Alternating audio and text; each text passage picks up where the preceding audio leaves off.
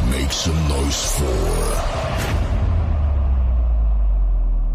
That would be me, ladies and gentlemen. Welcome to another edition of Early Eating Sports Buffet with the Ginch. I'm said Ginch Ryan F. That's right. Taste of victory, savor the night. Exciting. A new era for me and my shows. Cole County Entertainment. I am now part of their family. Thanks to Mr. Tom Kelly, Mr. Norm over there. Mike Fuji, Fiordimando, a whole slew of others. Very exciting times at Cole County Entertainment. Not only this show, my dog and pony show here, also Student Body Right, which will be up at 8:05 tonight. I don't like saying O because it's not an O, it's a 0. So 8:05 p.m. on the Eastern Standard Time. Student Body Right, all college football all the time. And then on Tuesday nights at 8 o'clock, right here on the Cole County Entertainment Network, End Zone to End Zone, which I have not done one in a very long time. Look, college football's less than 2 weeks away. We're coming up on the 3-week mark for the start of the NFL. Thank God. Not that I try to rush the summer, although I don't like the heat waves. Me and the heat don't mix anymore. But as the summer starts to wind down, we all know what's coming. Crisper temperatures. You can crack the windows open. You don't have to run your air conditioner, your heat. You can let the stink out. And football. There's just nothing like it. Saturdays and Sundays during the fall, it's like religion in this country now, and it's fantastic. But welcome to another edition of Early Eating Sports Buffet with the Ginch. Let's hop right to it, shall we? Some of the top headlines from the day. I will save the preseason AP poll in college football for Student Body Rights. We will get into that. I do not put a lot of stock into AP polls or coaches polls or whatever poll the North Pole, South Pole. It doesn't matter. It's all bullshit anyway. It really is. I've said this before and I'll say it again. At one particular time, it had its place. Doesn't have its place anymore. Get rid of the polls, period. If the publications want to come out with their rankings, fine. CBS and that they want to come out with their rankings, whatever. But when it comes to the college football playoff era, the polls, play half the season first. Then they can come up with their college football poll. Then they can start seeding people or ranking the teams. Because it's going to change after week 2 anyway. They call week 1 week 0 now, which is idiotic in itself. But August 30th, Ohio State and Texas play. So it's going to change anyway. So it doesn't make any sense to rank preseason wise because it's asinine, it's stupid, it has no place anymore. The Pittsburgh Steelers defensive captain Cam Hayward, he is hinting at sitting out the season over his contract dispute. I know the boys over at Steel City Renegades, probably not what they want to hear.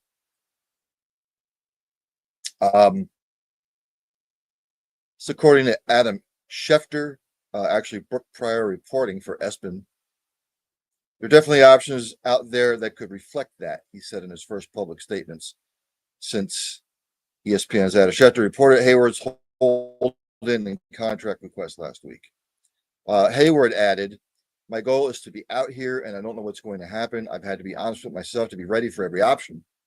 And has it gone the way I wanted it to go? No. If it did, I would be out there playing and practicing, but I'd like to put this in the rearview mirror and worry about ball and worry about the New York Jets in week 1. He also went on to say, I am looking to be valued. I know what I bring to this team and what I'm capable of on and off the field. So it's hard for me after the year I've had to really justify playing at the number I'm playing at." He did go on to say some other stuff. If you remember, he signed a 2-year, $29 million extension September of last year. putting him under contract through the 2026 season. According to overthecap.com, Hayward's $14.5 million average annual value is ranked 23rd among all interior defensive linemen. When it comes to contracts, and we're talking about this amount of money, I don't want to hear it. Everybody knows how I feel about that. Owners are going to pay what they're going to pay anyway. Some of these salaries are out of control. But we'll have to keep an eye on this. Again, when it comes to stuff like this, it's like the Charlie Brown teacher talking. Wah, wah, wah, wah, wah, wah. And I hate to use it as an example, but Mike Evans last year, he was not happy with his contract. You know what he did? He showed up, he practiced, he played, I think, weeks 1 and 2, or right before the season, or I think it was after week 1 or 2, they finally gave him a contract extension. I can't remember. Don't fact check that on me, because I'm sure I'm probably wrong. But he was in limbo with contract negotiations, and you know what? He showed up, kept his mouth shut, he practiced, he played ball, end of story. Everything took care of itself. So when said players under contract disputes, might want to take heed to that. So when it comes to the amount of dollars we're talking about, the average American, they don't want to hear it. Don't want to hear it. Oh, well, I only make $15 million a year. I'm the 23rd paid interior lineman. So what? You know how many people would kill for $14.5 million a year? Well, you got to take out taxes too. So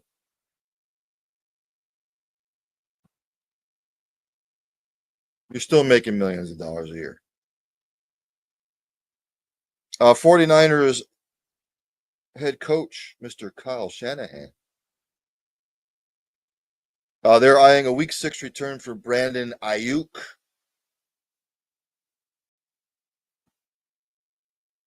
You remember last year he tore the ACL and MCL in his knee.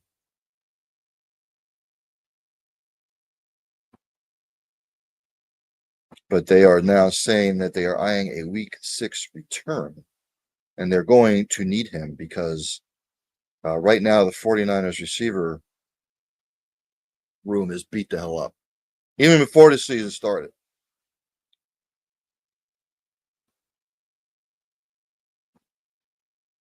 So, look, the San Franciscos were bitten by the injury bug last year.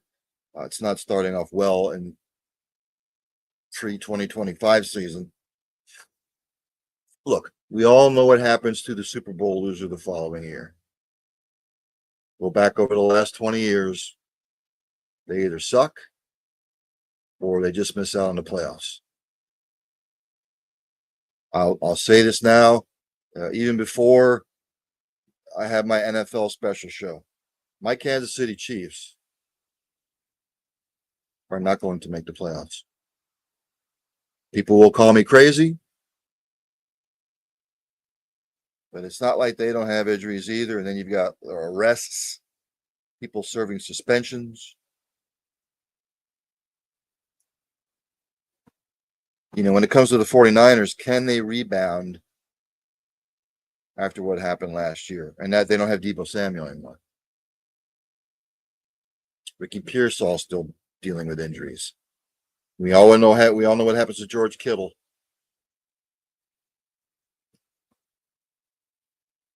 George Kittle has a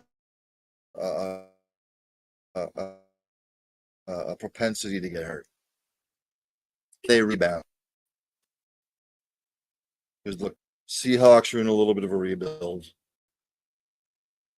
I still think the Rams are the best team in that division heading into the season, especially with Devontae Adams now. And the 49ers are one of those teams that are like right in the middle. They're in limbo, but if they stay healthy, they could be on the verge of wild card potential. Do I think they're going to win a division? No, I don't. So they are eyeing a Week 6 return for Mr. Ayuk. Eagles fans all over the world, take a deep breath, take a Valium. When it comes to Landon Dickerson, he used to have a procedure on his meniscus. That would be the knee, by the way. He's having minor surgery, as reported by Tim McManus.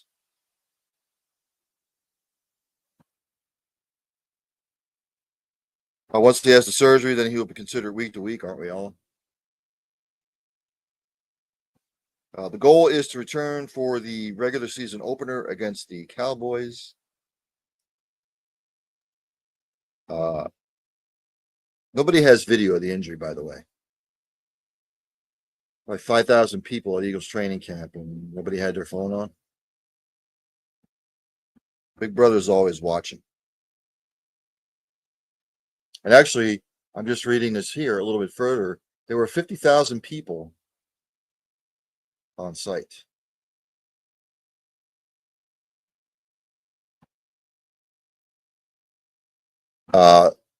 So we will keep an eye on that. I'm sure Fuji and the rest of you Eagles fans have breathed a sigh of relief. Relax. You can now step away from the edge of the Ben Franklin Bridge.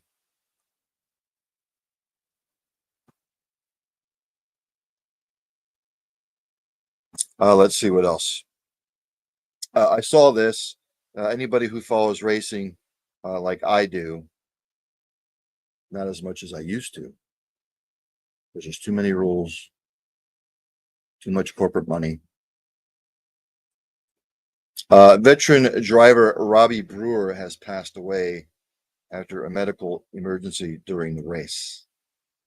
Reported by the Associated Press, Robbie Brewer's car struck head-on a wall on the quarter-mile track at Bowman Gray Stadium in Winston-Salem and came to a stop near the start-finish line. Track workers peeled away the roof to remove 53-year-old Brewer, and an ambulance took him to Atrium Health Wake Forest Baptist Hospital, after which he passed away. Thoughts and prayers out to his family. You never like to see this. When you think you have done all the precautionary things when it comes to racing, when something like this happens, it just will lead to more safety precautions. We can always improve in the safety department. It doesn't matter what racing, the NFL, NBA, Major League Baseball, soccer, women's basketball, all sports across the globe. Safety should be of the utmost importance. I'll save some NFL stuff for a little bit later, but let's go to Major League Baseball, shall we? Let me go to the standings as I always do. Beginning of the week. Right now, if you want to know, Cincinnati is up on Philadelphia 1-0. That's in the top of the fifth. That's a pitcher's duel. Just getting underway, Minnesota at the Yanks. In the American League, ladies and gentlemen, the American League East, the Toronto Blue Jays sit on top at 69-50. The Boston Red Sox are second, 65-54. They're 4 games back. The Yankees continue their slide. They're 62-56, 6.5 back in third place. The Rays on a slide as well. 57-62, they're in fourth. They're 12 games back. And the Orioles, 53-65 in last place. They're 15.5 back. In the American League Central, the Detroit Tigers are 68-51. They still lead. But the Guardians have caught fire. They are now just 6 back, 61-56. The Tigers were up, I believe, 11.5 games at one point, and I said they would have to have a major collapse. I'm not saying they're there yet, but they have come back to the field. So the Guardians are 6 back in third. The Royals are 58-69.5 back.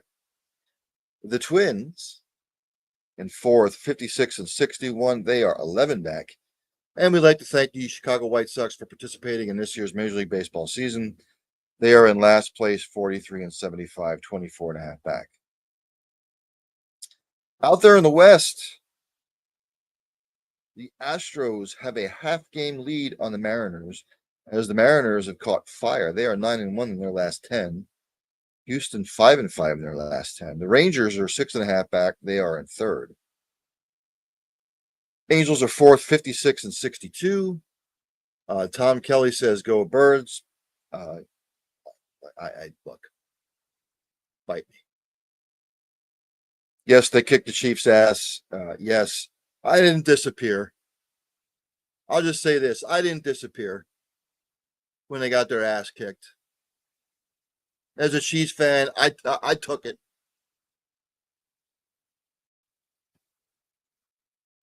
But 2.5 years ago, all you Eagles jabones kept giving me shit for 2 weeks.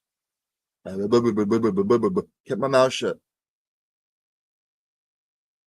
Then when we won 38-35, most of y'all disappeared. But yes, Tom Kelly, go Birds, go Chiefs, go NFL. Woohoo, yeah. The Athletics, yes, they are just the Athletics because they don't have a home. They're in last place in the West, 53 and 67. Out there in the National League, the Philadelphia Phillies, now 68 and 49, they're in first. The Mets doing Met-type things as they always do the second half of the season. They're 1-9 in their last 10, and the New York Mets fans are ready to, I don't know, jump into Hudson. They're 63 and 55 at 5.5 back. The Marlins are third, 57 and 61. They're 11.5 back. The Braves, 51 and 67, 17.5 back. And we'd like to thank the Washington Nationals for participating in this year's Major League Baseball season, 47 and 70, 21 games back. Mr. Mike Lauro, I'm an Eagles fan. I got much respect for the Chiefs. Thank you very much. Look, I will say this, and you can ask Fuji this. When my team loses, I don't disappear. I don't. You want to give me crap, you want to do extra, I'll sit there and take it. Because I will say, hey, look, you guys beat us. Job well done. But there are other fan bases across this country and across the globe. When their team loses, they talk shit all the way up till game time. And then when they lose on Sunday or Monday, you don't hear from them until like the following Friday. Let me just throw that out there. In the National League Central, the Brewers with a commanding 6-game lead over the Cubs. The Cubs are in second. The Brewers, one of the hottest teams in baseball right now. But look, I've seen this before with the Brewers. They have a great regular season, and in the playoffs, they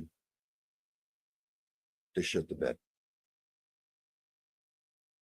The Reds are in third, 12 back, 62 and 57. Cardinals are fourth, 60 and 59, 14 back. And we'd like to thank my Pittsburgh Pirates, who were officially eliminated on April 1st. They are 51 and 68, 23 games back. Mike Lauro says, Fuge, my buddy, him and Tom are friends of mine. Yes, yes, Mike, both really good dudes. Out there in the West, the Padres have cut the Dodgers' lead to 2 games. Giants are third, 59 and 59, 9 games back. The Diamondbacks, fourth, 57 and 61, 11 games back. We'd like to thank the Colorado Rockies for participating in this year's Major League Baseball season. They are a putrid 30 and 87,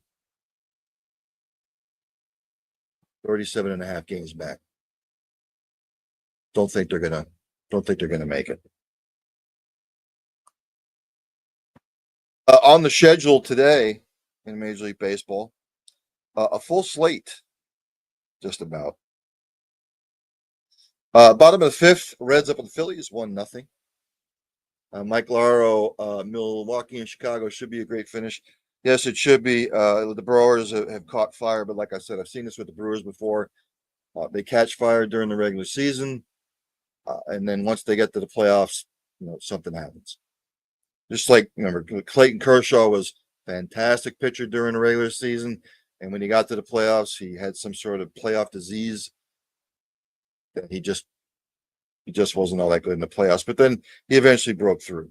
Bottom of the first, Yankees up at the Twins, 1-0. Later on, at 7:40, Pirates at the Brewers at 7:40, Nationals at the Royals.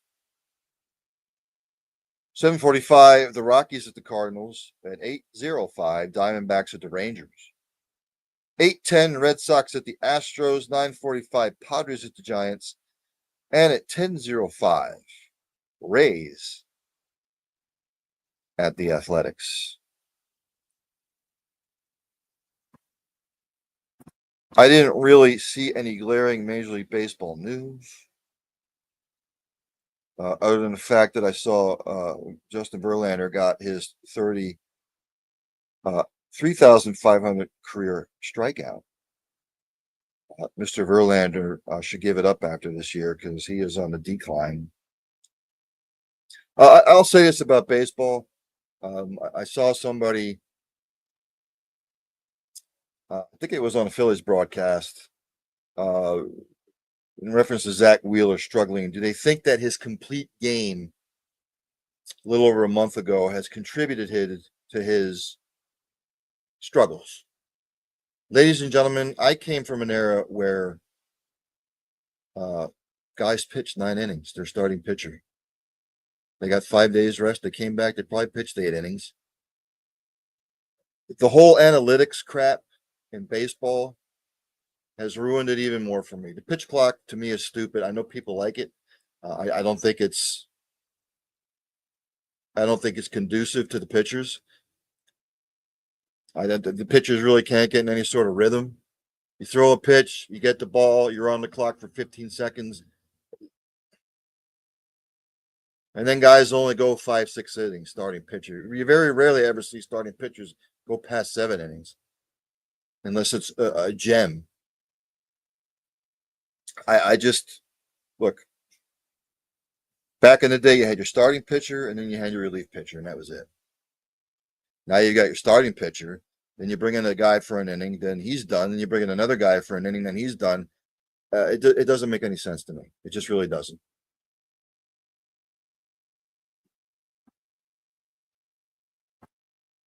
If said pitcher has a 5-0 lead, or let's say a 5-2 lead, and he's already pitching into the 7th or 8th inning, let him finish it.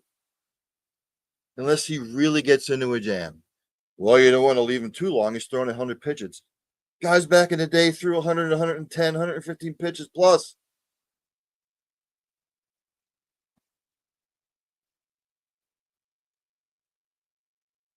People wonder why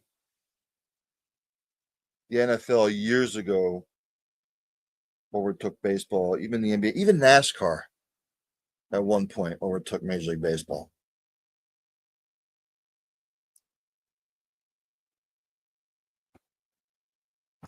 NBA news.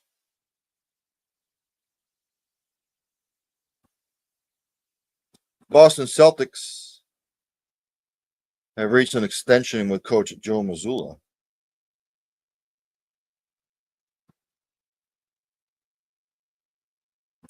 Though from what I read, it doesn't say what the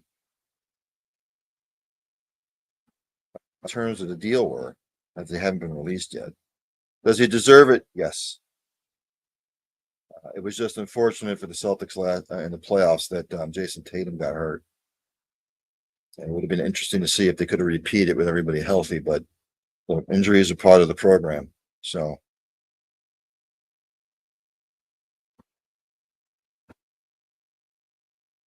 Malik Beasley, reported by David Purdom. This was a couple days ago. Like I said, I haven't been on the air for like the last 9-10 days. A lot of things were happening. Malik Beasley, subject of gambling probe. He was evicted from his apartment. It was last Wednesday. Beasley's landlord sued him twice this year in Michigan's 36th District Court for a total of $21,505 in unpaid rent. The first case was dismissed in March, but the court issued an eviction order in the second suit for $7,355 after Beasley failed to respond. No attorney is listed for Beasley in the eviction lawsuit.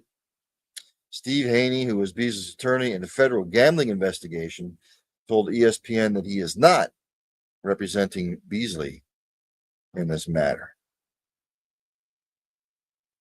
Again, why? I'm not going to judge. I try not to judge. But if you put yourself in these positions as an athlete, don't point the blame somewhere else. I know it coulda, shoulda, woulda, but it says here he's made $60 million over his 9-year career in the NBA. I'll say this. If I made that kind of money, I would shut my mouth. I would come to work. Whether I was in the NFL or NBA or Major League Baseball, I would shut my mouth, show up, do my job, go home.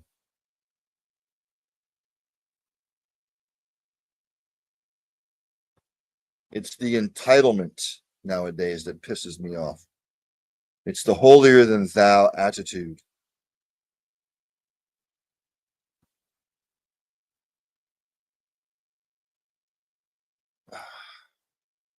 NFL news.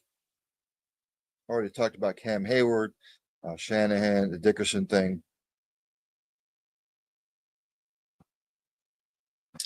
Just some other news and notes from around the NFL. Texans tight end Brevin Jordan suffered a leg injury, reported by DJ Bien Amy of ESPN. It says here the injury happened during an 11-on-11 drill as quarterback C.J. Stroud threw a pass down the seam to Jordan. The fifth-year tight end jumped but couldn't corral the pass. When Jordan landed, he immediately fell to the ground and grabbed his lower right leg. He initially got up and was assisted by trainers, but he did not want to walk with them, insisting he was fine. After a few moments of not putting pressure on his leg, he eventually became emotional as the medical cart approached. Hopefully, it's just something minor. But if you remember last year, he suffered an ACL tear in week 2.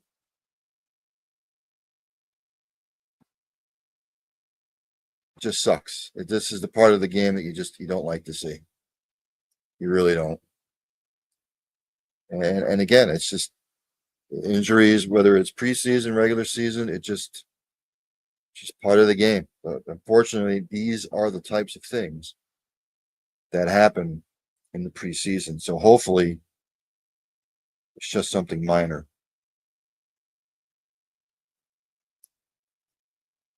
Dolphins running back Alexander Madison, he has had season-ending neck surgery. I hope he's okay.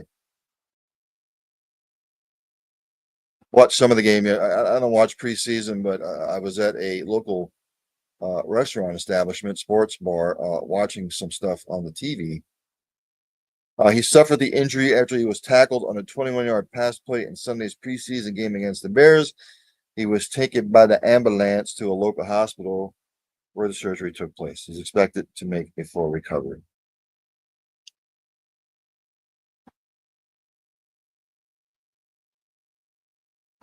The Detroit Tigers' Maurice Norris is in concussion protocol, but he is doing well. So good news on that front. If anybody watched the game, caught the replay of the injury, he was seizing on the field, which was not good. I've seen replays of it, and I hope nobody ever has to experience that ever, because it was scary. But I will say this. Mike Fuji, what's up? What's going on? He says, what's up, Mike Laro? Talk amongst yourselves. Come up with a subject. I've watched the replay of the injury to him with his neck, and I'll say this: When are today's players going to go back to learn the proper fundamentals? If you watch the replay when he was trying to tackle, he goes low at the legs. He doesn't turn his head to the side. He just goes for the legs in head first. He catches the knee and his head snapped back. It's always taught if you're going to tackle, what do they want to get on ESPN? Highlight reel. What were we always told as kids when we were growing up, or even middle school, high school? Going for a tackle, you square up, you turn your head to the side, shoulders, wrap, drive through. Head always to the side. Not like this, head on. Head always to the side.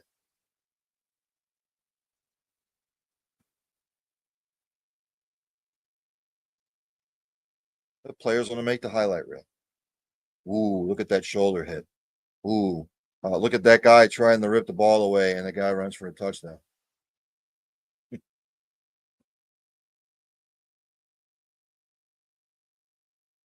I'm going to go to the WNBA.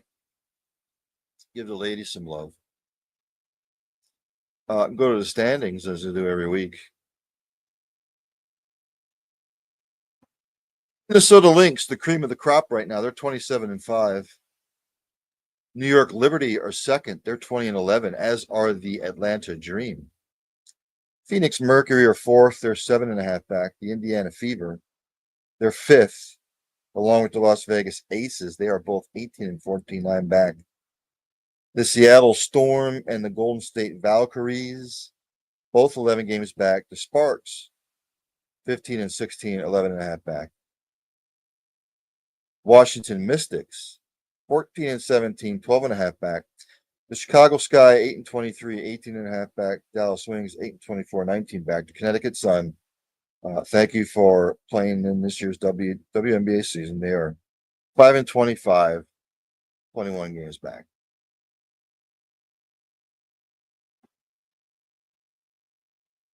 One game tonight is the Sun at the Valkyries. Tomorrow, Wings at the Fever, Liberty at the Sparks. Excuse me. Wednesday, the Sky at the Sun, Valkyries at the Mystics, Liberty at the Aces, Dream at the Storm. They should be winding down their season soon. And I see him in the green room. I forgot to mention he was coming on at the beginning. It's just been all kinds of stuff going on. My head's about to explode. But let's bring him on. There he is. That's Mr. Jeff Wald. Jeff, thanks for coming on, my man. Yeah, thanks for having me. Can you hear me okay? I can hear you. Can you hear me? I can hear you. Jeff Wald, ladies and gentlemen, is my initial guest on this new era of early evening sports buffet with the Ginch. Jeff, I'm sure you're busy covering everything, Twins. Let's get into the Vikings. Look, do I think J.J. McCarthy is going to be a world beater, a quarterback? No. Do I think he's a serviceable quarterback? Yes. How has he looked from your perspective as we're probably in the fourth week of training camp now, third week?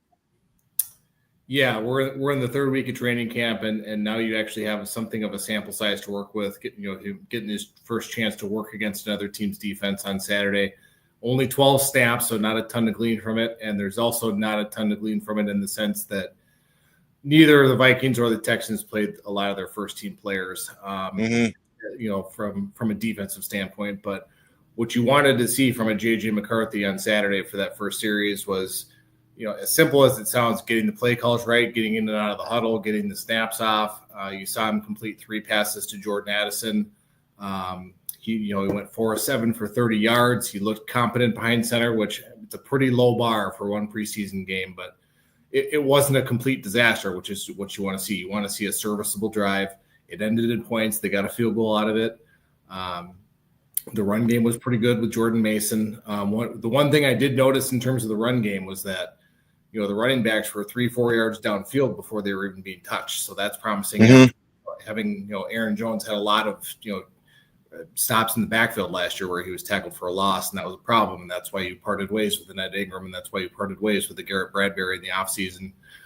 You even saw J.J. McCarthy scramble for a first down on a fourth down play, which is pretty good. Nice to see the mobility and the athleticism to sense when the pocket is starting to collapse on you and you take off. So to your point, do I think he's, a Hall of Fame quarterback? Well, we don't know that yet. He hasn't taken a regular season snap. I mean, that's just the reality of it. Do I think he's a world beater? To your point, we don't know that yet, but you don't need to be a world beater in this offense. You've got all kinds of weapons between Justin Jefferson, Jordan Addison, TJ Hawkinson, Aaron Jones. I mean, you've got all kinds of options here in the first month of the season to establish your identity. So I think if you can be a serviceable quarterback, I hate to use the term game manager because that has so many negative connotations to it, but if you can manage the game and let the defense do what it's supposedly going to do this year, I think you're going to be in pretty good shape. Yeah, I don't want to say he's Brad Johnson-esque. Because we all know what Brad Johnson was, Jeff. He was a game manager. I'm not going to go that far yet. But look, slightly better than Trent Dilfer, and he won a Super Bowl. So. What's the level of concern on Justin as far as like the injury? Well, it's tough to say because we're going on now 2 full weeks with him not practicing, and Kevin O'Connell joked last week before the preseason game. He's like, well, he's running on the field every day trying to tackle me. So, trying to be playful and keep that vibe going of, feeling good in training camp. Obviously didn't play Saturday, but we didn't expect him to play. There's no reason to play him in the preseason. We know what we're going to get out of him. My alarm bell would start to trigger. My eyebrows would start to raise if he's not on the field for joint practices later this week against the New England Patriots. You've got Wednesday, Thursday, where all your ones are going to get their work in over at TCO Performance Center. None of the starters are expected to play Saturday against the Patriots, barring, some sort of, unless McCarthy, for whatever reason, has a disastrous 2 days where he needs to get more reps in. There is not a scenario where a starting caliber player will be playing Saturday. This is going to be, the next 2 preseason games are for your backups and for your reserves to get their reps and try to fight for a spot on the final 53.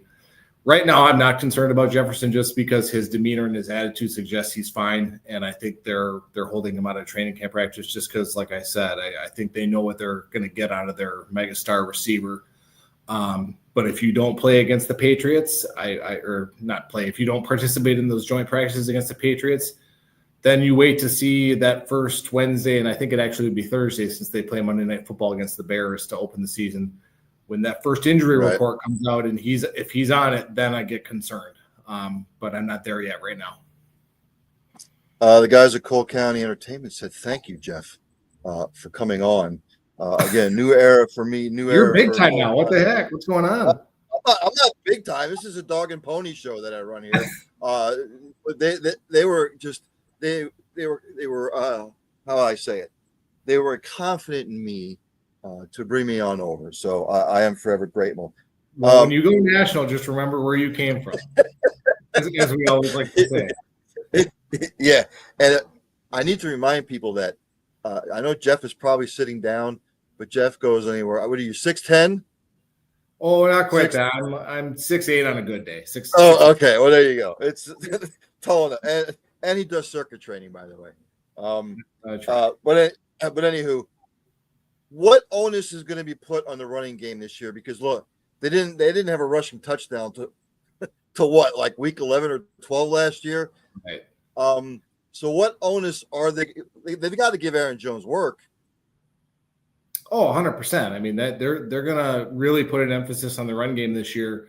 That's why they got a Will Fries, and that's why they got a Ryan Kelly to add to the offensive line. You've got Donovan Jackson, the rookie, who's going to be, the fact that they put him at starting guard right away on the depth chart, then he played quite a bit in the preseason game.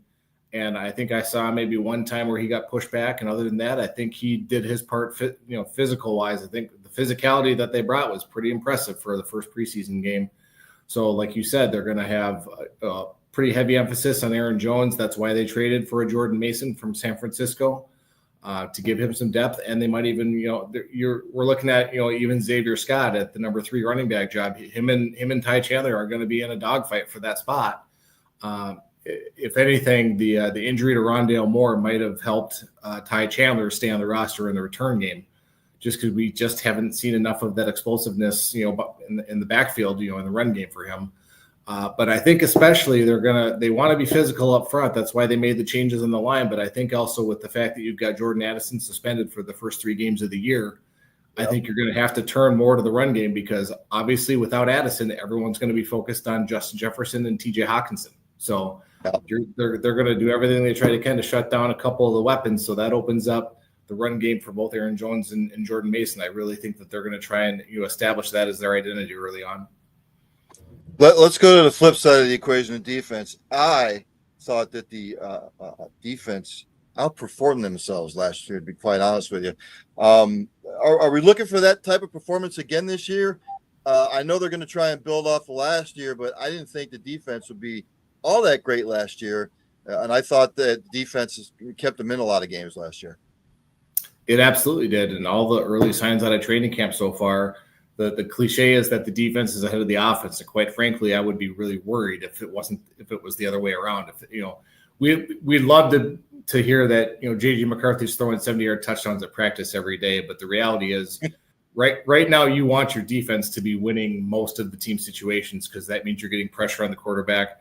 Somebody in your secondary is making plays. We've heard good things already about, the new guys that they've added, the Jonathan Allens, the Javon Hargrave. They've added some in the secondary. There was a little bit of an alarm bell trigger today because Isaiah Rodgers, a potential starting defensive back, got beat for a long touchdown by one of the backup quarterbacks. So that's not good. But if you're going to make mistakes, make them in training camp. I mean, that's just the simple way about it. And with Flores and with Brian Flores and the way he wants to approach this season, you're going to see anywhere from, there's 11 guys on the field for any snap, and you're going to see anywhere between 7 and 8 at the line of scrimmage. And from there, it's your best guess at quarterback as to, are they going to bring 7? Are they going to bring 4? It obviously depends on the down and distance and the situation. I have a gut feeling that this defense is going to be top 5 in the league this year. And so if they hold to that standard, that means you're getting sacks, you're creating turnovers, you're getting pressure, you're stopping the run.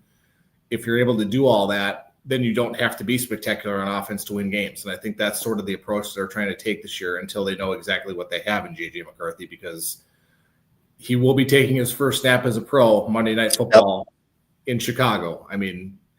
He's played in a ton of big games. He's won a national title. We all know the narrative there. He's from that area. It'll be a big night for him, but you just don't know until those live bullets start flying in a meaningful game how he'll react. I have no question about his confidence and his ability to play, but until you get in that situation and you face that first adversity, how do they react? And I think you have to rely on your defense to carry you early on until you get into that offensive flow. So let's look at the schedule then upcoming, my friend, for the regular season. So they play the Bears Monday night. Wait a minute. September 8th? Yeah, they play Monday night. Monday Night Football, yep. Obviously, winnable game.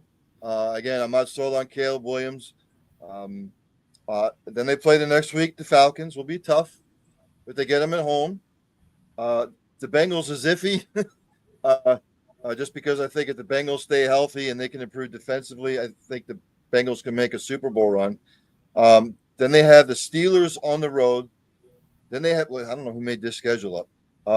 Three AFC North opponents right in a row. Then they play the Browns, who are a mess.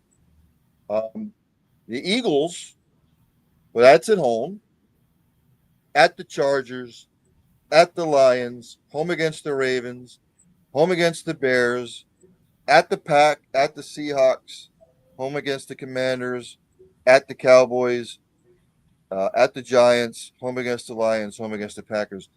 Jeff, not easy. That's a mouthful. I'm trying, my head's spinning trying to dissect that all. I think the key is you try to break it into, you're talking 17 games. You try to break it into thirds and see how, if you can win each third, then you're in pretty good shape. Like you said, you go to Chicago Monday night. They have always struggled playing under the lights at Soldier Field.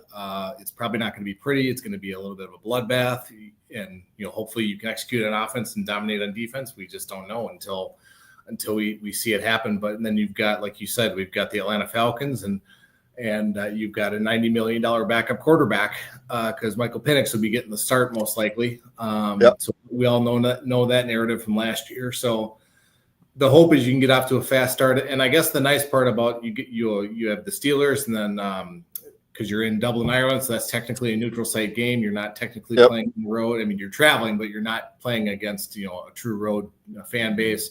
Then you go to London.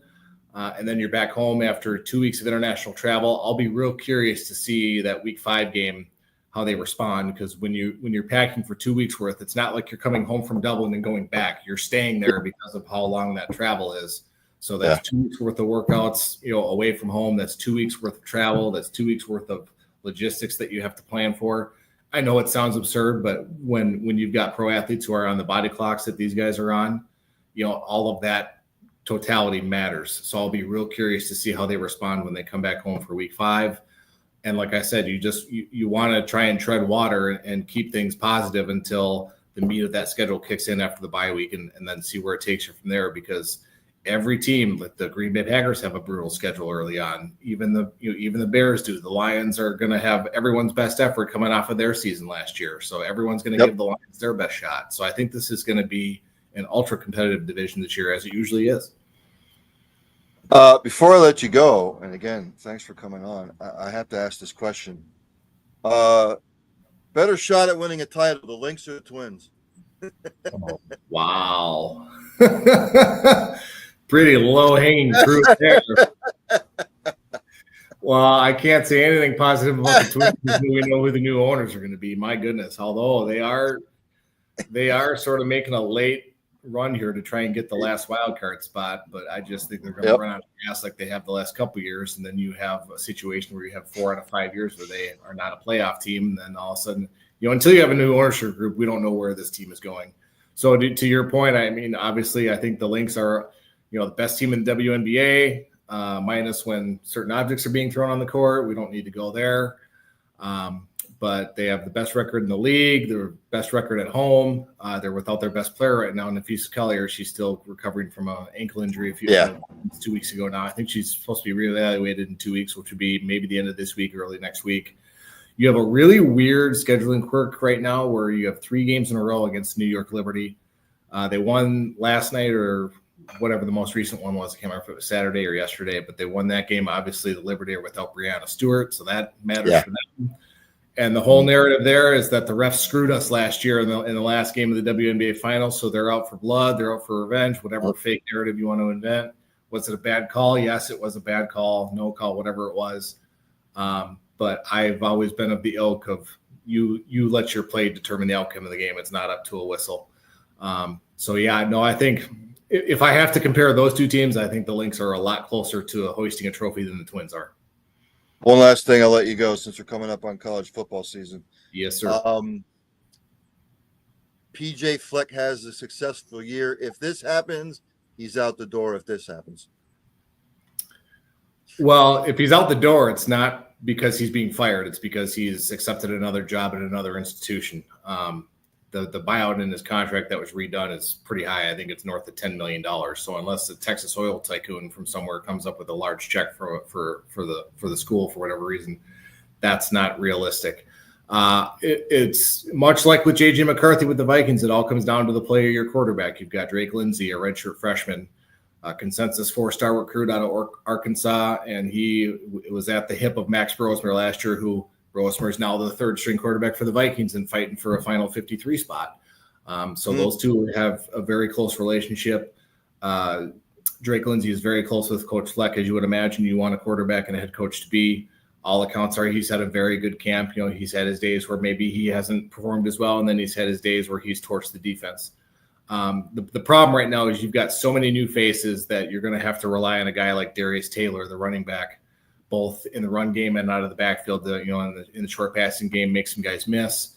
Lemecky Brockington is the top receiver back, and that's not a big name outside of the Twin Cities. Most people around the Big Ten probably don't even know who that is. And then you've got 3 transfers. Logan Loya and Javon Tracy are the 2 big names of the transfers. You've had some movement along the offensive line, so they're going to have to lean a lot on their defense early on, much like the Vikings are, if they want to have success, because that means that you're keeping opponents to low scores. We're going to get our first look at what that looks like August 28th. They host Buffalo here, a non-conference game under the light at Huntington Bank Stadium. And people want to rip the non-conference schedule. That is not a slouch of an opponent. I know Buffalo doesn't sound like much, but I think they're preseason second place projected in the MAC. So do with that information what you will. So I think if their quarterback plays ladies and gentlemen, that's Jeff Wald. Sorry. Bottom line is I think if your quarterback has a good year, I think you're looking at 7 to 8 wins. Ladies and gentlemen, that's Jeff Wald. He's more big time than I am. He's at Fox 9 Sports. Digital sports reporter for at Fox 9 Sports, covering the Vikings, the Gophers, football, and all things Minnesota sports, as I like to say, Minnesota. He's married, dog owner, and again, he's a CrossFit enthusiast. Which if I try to do CrossFit right now, my hospital ER deductible is too high. I do not want to go doing CrossFit. Jeff, it's always a pleasure. Thanks for coming on and enjoy the season. I appreciate you having me, and then that always means that football season's here, so let's see what happens. Yeah. Yes, sir. Well, I'll have to pick your vein about over. There you are. Oh. Yep, I got you now. Little bit of a lag. Yeah. No, sounds good. Thanks for having me. You have a good one. I got you. Yep. Thanks, man. You too. That is Jeff Wald, ladies and gentlemen. Good friend of the show. He always has time to come on. So we'll see with the Vikings in that particular division in the NFC North. Look, you got to play the Packers twice. You have to play the Lions twice. You have to play the Bears twice. So it's no easy task. Again, Chicago still don't know what you're getting with Caleb Williams at the quarterback position. The Lions, again, the thing that concerns me about the Lions is their defense is suspect.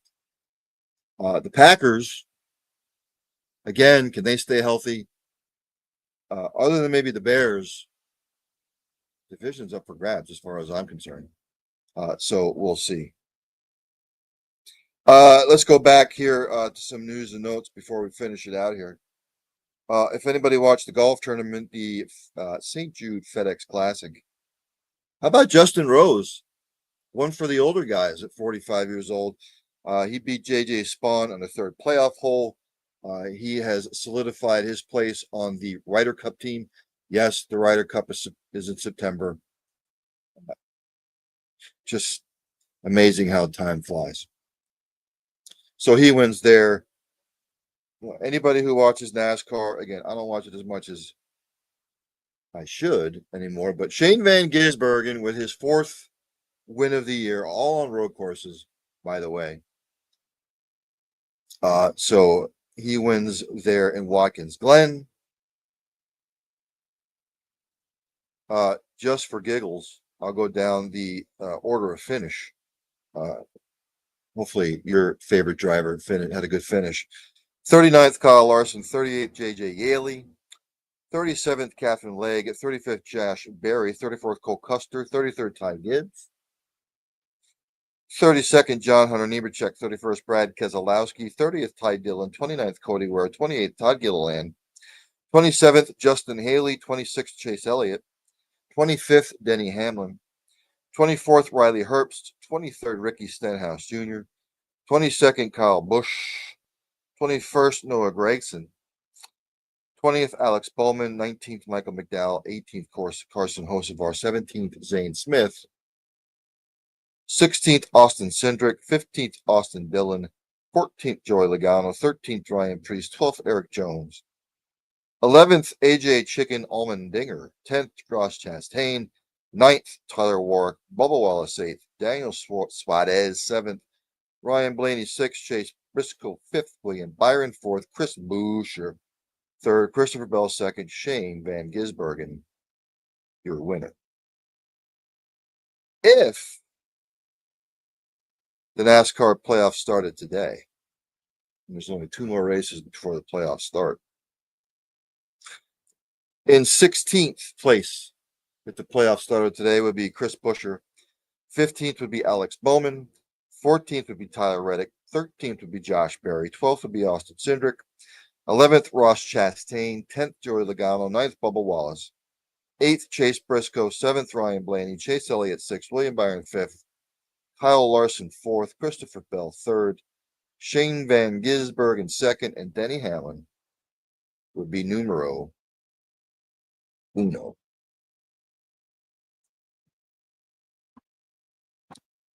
Some Major League Baseball scores as it stands right now. The Reds still up on the Phillies, 1-0, top of the 8th. Tigers White Sox are scoreless in the 2nd. Rockies Cardinals just kicked off here. They're 0-0. Bottom of the 3rd, the Yankees 3, the Twins nothing. Pirates down to the Brewers early, 1-0 in the bottom of the 1st. Red Sox Astros at 8-10.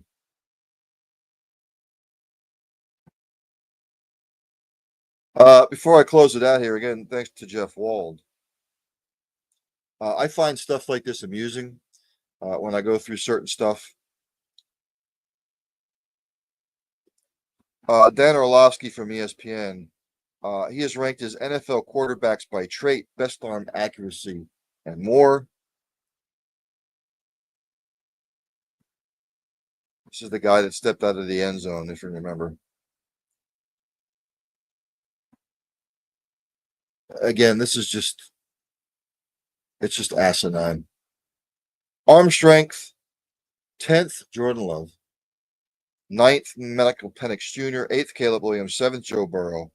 6th, Baker Mayfield. Matthew Stafford, 5th. Lamar Jackson, 4th. Justin Herbert, 3rd. Patrick Mahomes, 2nd. Josh Allen, 1st. According to him, arm strength. Top 10 ball placement. 10th, Geno Smith. 9th, Baker Mayfield. 8th, Brock Purdy. 7th, Tua. 6th, Matthew Stafford. Patrick Mahomes, 5th. Josh Allen, 4th. Lamar Jackson, 3rd. Jaden Daniels, 2nd. Joe Burrow, 1st. Mechanics, according to Dan Orlovsky. His top 10, 10th, Justin Herbert. 9th, Jared Goff. 8th, Dak Prescott. 7th, Geno Smith. CJ Stroud, 6th. 5th, Josh Allen. 4th, Lamar Jackson. 3rd, Matthew Stafford. 2nd, Jaden Daniels. 1st, Joe Burrow. Decision making with the football. 10th, Bo Nix. Jalen Hurts, 9th. Tua, 8th. Justin Herbert, 7th. Matthew Stafford, 6th. Patrick Mahomes, 5th. Jaden Daniels, 4th. Lamar Jackson, 3rd. Josh Allen, 2nd. Joe Burrow, 1st. Blah, blah, blah, blah. And there's a bunch of others too that he has on here.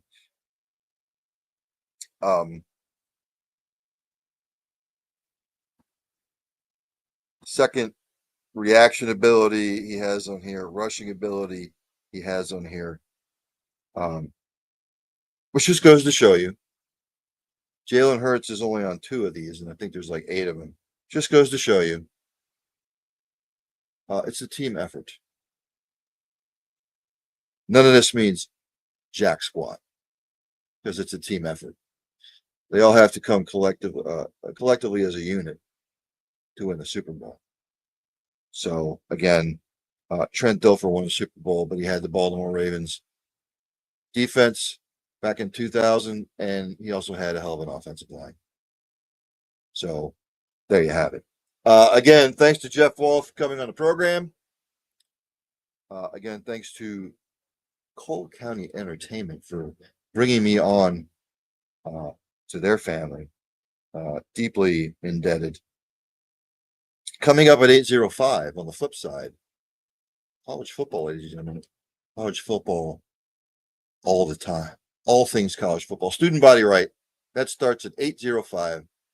Like I say at the end of every show, practice compassion, practice empathy, and passion for what you do.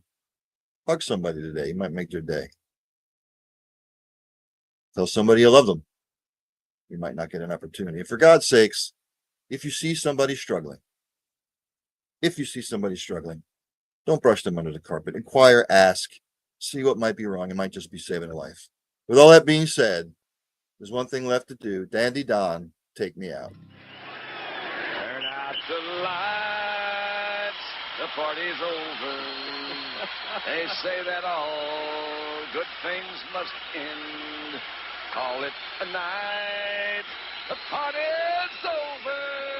And tomorrow and next year starts the same old thing again.